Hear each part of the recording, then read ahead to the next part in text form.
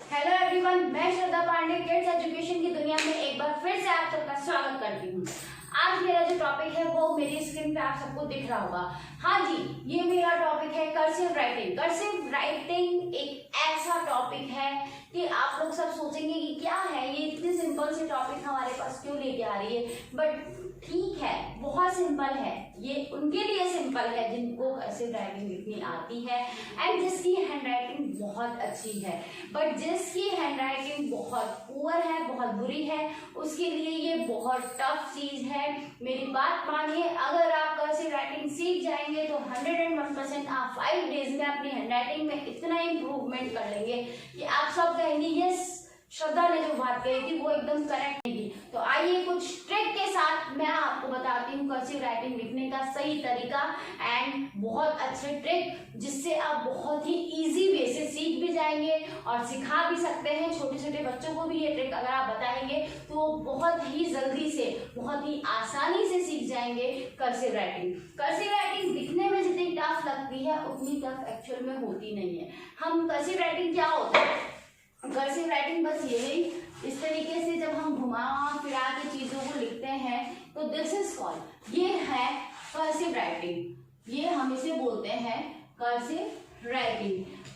क्या है ये, बहुत अब हमने दिख रही है कि बहुत टफ है, but no, it's not very difficult writing, बहुत इजी है। अगर हम कुछ तरीके से और कुछ ट्रिक इसके लिए आजमा ले, बहुत ही आसान तरीके हैं। प्लीज आप इन सब मेरे चैनल्स को देखिए, लाइक कीजिए, सब्सक्राइब कीजिए। आपको ऐसे ही अच्छे अच्छे से वीडियोस मिलते रहेंगे जिससे कि बहुत ही सिंपल तरीके से, जो भी हमें कठिन दिखती है चीजें, बहुत मुश्किल दिखती है, बहुत डिफिकल्ट होती है, बट एक्चुअल में वो बहुत इजी तरीके से आप लोग सब सीख जाएंगे। तो आइए मेरे साथ और देखिए कि हम कैसे आज कर्सिव राइटिंग लिखना सीखेंगे।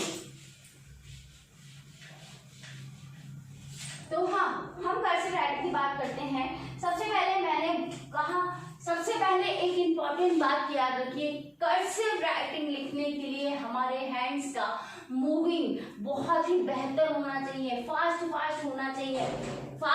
होना चाहिए। इसके लिए हमें जरूरी है कि कुछ भी जरूरी नहीं है, बस प्रैक्टिस चाहिए। कर्सिव राइटिंग के लिए सबसे इंपॉर्टेंट चीज होती है प्रैक्टिस, और दूसरी चीज होती है कि जब एक बार हम अपने हैंड से एक सेंटेंस लिखना शुरू कर दे तो जब तक वो सेंटेंस या फिर जो लेटर हम लिख रहे हैं, जैसे मैंने लेटर ए लिखा, तो लेटर ए में लोग गलती करते हैं कि ऐसे करते हैं, फिर हाथ उठाते हैं, फिर ऐसे करते हैं, फिर इसको हाथ उठा के फिर इस तरीके से बनाते हैं। तो दिस इज रॉन्ग वे, ये बहुत गलत तरीका है। ऐसे कभी भी आप अगर कर्सिव राइटिंग में लिखेंगे, आप कभी कर्सिव राइटिंग लिखना नहीं सीख पाएंगे एंड आपकी हैंडराइटिंग भी इम्प्रूव नहीं होगी। इसके लिए आपको सिर्फ सिंपल सा ये करना है कि अपने हैंड को मूव नहीं करना है, आई मीन जैसे मूव करते रहिए, बट एक बार जब अपनी पेंसिल की नोक, जो ये पेंसिल आपने पकड़ ली है, आपकी पेंसिल का जो पॉइंट होता है, आपने एक बार अगर इस नोटबुक पे रख दी तो इसे जब तक हमारा लेटर कंप्लीट ना हो जाए हमें नहीं उठाना है। जी हाँ, मैं बार बार आपको समझा रही हूँ इस बात को कि कर्सिव राइटिंग लिखने का सबसे अच्छा तरीका बस एक ही होता है कि हम जब एक बार पेंसिल को नोटबुक पे इस तरीके से मैंने रख दिया है, जैसे कि ये मेरे एक सिंपल नोटबुक है व्हाइट पेपर वाली, इसमें मैंने जब यहाँ पे ये सब आप लोग देखिए, ये व्हाइट नोटबुक है, अगर इस पे आपने एक बार अपनी नोटबुक पेंसिल को पॉइंट आउट कर दिया है तो जब तक लेटर यहाँ से स्टार्ट करना है और ये हमें बी बनाना है, तो जब तक लेटर कंप्लीट ना हो जाए, इस बात को ध्यान रखिए, हमें पेंसिल की पॉइंट को नहीं उठाना है। मेरी बात को वापस से देख लीजिए, मैं क्या कहना चाह रही हूँ। अगर मैं बी बनाना चाहूँ तो अगर मैंने इसको ऐसे कर दिया एंड देन मैंने इसको यूं किया, फिर ऐसे करके ऐसे बनाया, तो this is the wrong way, बिल्कुल गलत तरीका है। ऐसे आपको बिल्कुल भी कर्सिव राइटिंग में यूज नहीं करना है, ये बिल्कुल गलत है। आपको एक बार जब पेंसिल की पॉइंट अपने नोटबुक पे रख ली है तो उसको तब तक ऊपर नहीं उठाना है जब तक कि आपका वो लेटर कंप्लीट ना हो जाए। लेटर हो चाहे आपका कोई वो लिख रहे हैं, आप कोई सेंटेंस लिख रहे हैं या फिर कोई वर्ड लिख रहे हैं, आपको नहीं उठानी है पेंसिल की नोक। जैसे मैंने बी लिखा तो जैसे मैंने ए लिखा APPLE, तो देखिए मैंने जब तक ये वर्ड कंप्लीट नहीं हुआ मैंने यहाँ से पेंसिल नहीं उठाई है। अब आप देखिए सबसे पहले आपको इसमें कुछ पैटर्न्स होते हैं, पैटर्न राइटिंग कुछ इसमें भी होती है। सबसे पहले मैंने कर्सिव राइटिंग का जो टॉपिक है इसमें जो पैटर्न राइटिंग होती है वो मैं आपके सामने एक्सप्लेन करना चाहती हूँ। पैटर्न राइटिंग में सबसे पहले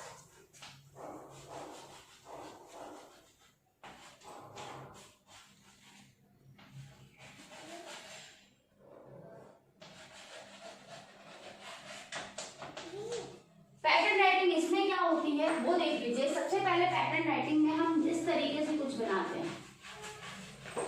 हमारी 4 लाइन की नोटबुक होती है तो पहले मैं आपको यही कहूंगी 4 लाइन से बनाने से पहले व्हाइट पेपर पे, अब आपका बच्चा हो चाहे आप हो, अगर कर्सिव लिख रहे हैं तो आपने अच्छे से आपका हैंड मूव करना है तो आप पेंसिल का यूज कर सकते हैं। एंड इसको व्हाइट सरफेस पे इस तरीके से बनाएंगे तो इससे आपको क्या होगा कि आपका हैंड जो है, जो हैंड थोड़ा सा आपका बंधा हुआ समझ लीजिए कि अभी हमारा हाथ नहीं खुल पा रहा है, वो खुल जाएगा आराम से, इजी तरीके से ये फटाफट मूव करने लग जाएगा।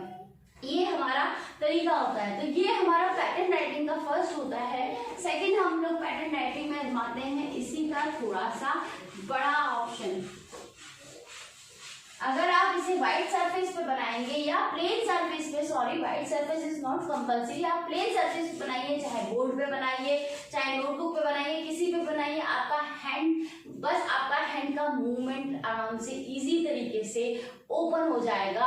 बस मैं आपको कह रही हूँ कि आप 5 मिनट में अच्छे से अच्छा वर्ड, अच्छे से अच्छे तरीके से सेंटेंस लिख सकते हैं पूरी कर्सिव राइटिंग में। इसके बाद आप देखिए ये हो गया। अब आप देखिए इन दोनों के बाद हम जो यूज करते हैं वो है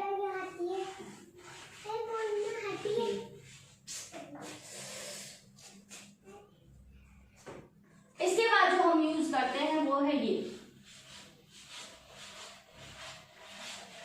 ये आप देख सकते हैं कि मैंने इसको प्रॉपर वे में नहीं किया है क्योंकि इसका कोई जरूरी नहीं है कि ये प्रॉपर ही बने। कई बार क्या होता है हम प्रॉपर बनाने के चक्कर में उसको बीच में से छोड़ देते हैं, उसके बाद फिर से उसको इरेज करते हैं, फिर बनाते हैं। नो, आप एक बार जब लिखना शुरू कर दें आपको स्टॉप करने की जरूरत नहीं है, वो प्रैक्टिस करेंगे। प्रैक्टिस हमेशा याद रखिए कि प्रैक्टिस ही आप लोगों को परफेक्ट बनाएगा। तो प्रैक्टिस के लिए बहुत जरूरी होता है किसी को परफेक्ट करने के लिए। तो हमेशा याद रखिए कि एक बार गलत हुआ, दूसरी बार गलत हुआ, तीसरी बार गलत हुआ, बट चौथी बार डेफिनेटली वो ओके हो जाएगा, सही हो जाएगा। इसलिए प्रैक्टिस उसको बार बार में करते जाइए। अब आती है बात तीसरी कि अब हमें क्या करना चाहिए। तो अब हमें कुछ नहीं करना है, इस तरीके से इससे हमारा हैंड का जो मूव है वो खुल जाएगा और हम बहुत ही अच्छी तरीके से लिखना शुरू कर देंगे। अब देखिए इसके बाद बात आती है कि अब ये हमारा प्लेन सरफेस पे हो गया। अब हम इसको 4 लाइन वाली नोटबुक पे कैसा लिखना सीखे। तो इसके लिए आप हमारा देखिए पार्ट 2। और अगर आपको हमारे वीडियोस पसंद आ रहे हो तो प्लीज लाइक करना, सब्सक्राइब करना और कमेंट करना ना भूलें। Thank you.